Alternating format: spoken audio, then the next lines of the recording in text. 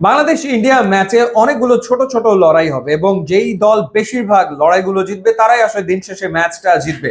সেই লড়াইগুলোর ভেতরে উল্লেখযোগ্য পাঁচটা লড়াই যেটা হতে পারে মাঠে সেটা নিয়ে আলোচনা করতে চাই। একটা হচ্ছে রোহিত শর্মা ভার্সেস মুস্তাফিজুর রহমান।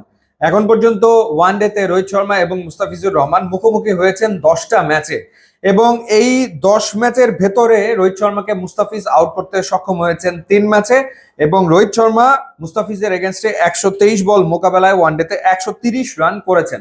এবং শুরুর দিকে রোহিত শর্মার খানিকটা যে জড়তা আসলে থাকে বাতি পেসারদের এগেনস্টে, সেটা যদি মুস্তাফিজ কাজে লাগাতে পারেন সেটা আসলে সুফল বয়ে আনবে বাংলাদেশ দলের জন্য। সুতরাং সেই চান্সটা ডেফিনেটলি নিতে হবে। ইংল্যান্ডের বিপক্ষে কিন্তু দারুণ একটা সেঞ্চুরি হাঁকিয়েছেন রোহিত শর্মা, যদিও তার আগে তিনি খুব একটা রানের ভেতরে ছিলেন না।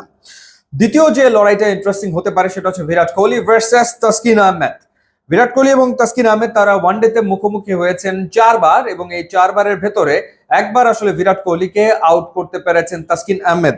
এবং এই 4 ইনিংসে তাসকিনের এগেনস্টে বিরাট কোহলি রান করেছেন 35 এবং ওয়ানডে ফরম্যাটে তাসকিনকে কখনো ছক্কা মারতে পারেননি বিরাট কোহলি। এবং যথারীতি দেখা যায় যে বিরাট কোহলির এগেনস্ট অফ স্ট্যাম্পের বাইরে ফাস্ট বোলার টানা বল করতে থাকে এবং শুরুর দিকে তারও একটুখানি জড়তা তো থাকেই, সেটাও নিশ্চয়ই কাজে লাগানোর চেষ্টা থাকবে বাংলাদেশের ফাস্ট বোলারের। এরপরে আরেকটা ইন্টারেস্টিং ব্যাটল হতে পারে হার্দিক এবং মেহেদী হাসান মিরাজের ভেতরে। হার্দিক পান্ডিয়া মিডল ওভারে যদি ব্যাট করেন সেক্ষেত্রে তিনি এগ্রেসিভ ব্যাটিং করে থাকেন। সেই সময়টাতে দেখা যায় যে হয়তো মেহেদী হাসান মিরাজ বোলিং এ আসতে পারেন এবং বাংলাদেশের এই অলরাউন্ডার খুবই ইম্পর্টেন্ট একটা রোল প্লে করতে যাচ্ছে, আইদার ব্যাটিং হোক অথবা বোলিং এ হোক।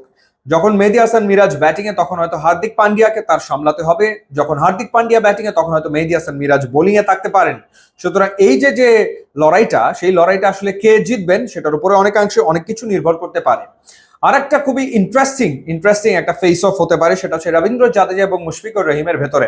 মুশফিকুর রহিমের স্কোরিং শট সুইপ কিংবা রিভার্স সুইপ, মুশফিকুর রহিম প্রচুর রান করেন সুইপ খেলে কিংবা রিভার্স সুইপ খেলে এবং তিনি প্রচুর আউট হন এই দুইটা শট খেলতে গিয়ে।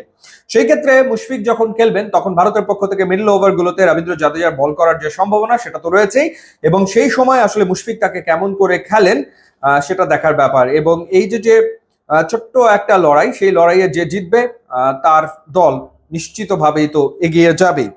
আর একটা হচ্ছে মোহাম্মদ শামি ভার্সেস সৌম্য সরকার। নতুন বলে মোহাম্মদ শামি কতটা বিপজ্জনক একজন বোলার, কিরকম সুইং তিনি করান সেটা আসলে 2023 ওয়ানডে ওয়ার্ল্ড কাপে আমরা সবাই দেখেছি।